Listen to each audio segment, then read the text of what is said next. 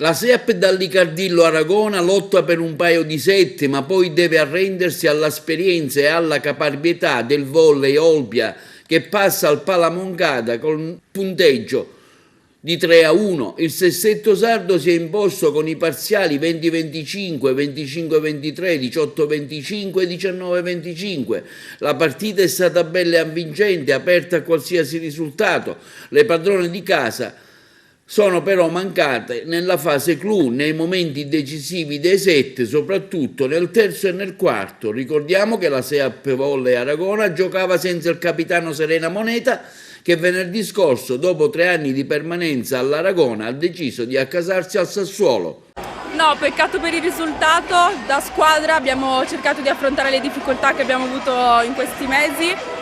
Ce l'abbiamo messa tutta, abbiamo cercato di essere squadra, però non è andata come volevamo. Adesso testa la prossima e non vediamo l'ora di tornare sul campo. Cos'è mancato questa sera la SEAP dalle Cardillo Aragona?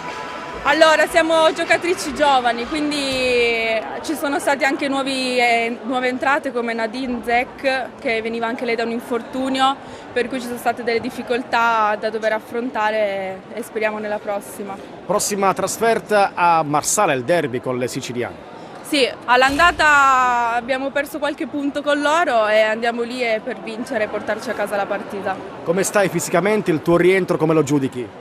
Fisicamente non ancora al top, me ne rendo conto, però adesso settimana dopo settimana cercherò di trovare la stabilità e l'equilibrio che avevo in precedenza, quindi speriamo bene. Coach Guadalupi, vittoria importante e meritata per Olbia contro una battagliera SEAP dalle Cardillo Aragona.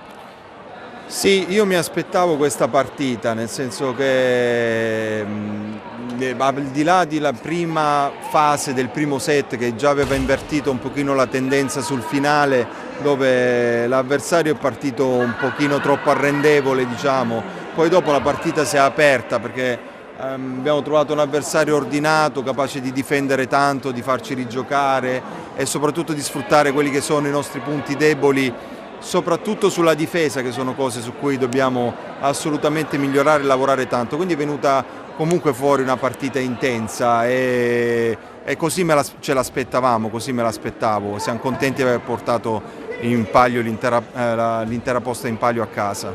Questi 3 punti per voi che valore, che importanza hanno? Hanno il valore che per il nostro campionato queste sono le partite che dobbiamo cercare di raccogliere il più possibile, chiaramente. E poi è chiaro che andiamo su tutti i campi una partita per volta per giocare le nostre chance, però è chiaro che queste hanno, diciamo, come partite hanno un certo valore per la nostra classifica, per quello che sono i nostri obiettivi. Quindi ce lo teniamo stretto, adesso soprattutto sfruttiamo questo periodo di pseudo riposo, nel senso che è riposo dalle gare, perché abbiamo diverse situazioni da recuperare a livello fisico e soprattutto diverse energie, perché forse anche siamo tutti e tutte le squadre, dico, forse sono arrivate un po' scariche con i tanti impegni di questa prima parte, questo campionato un po' compresso.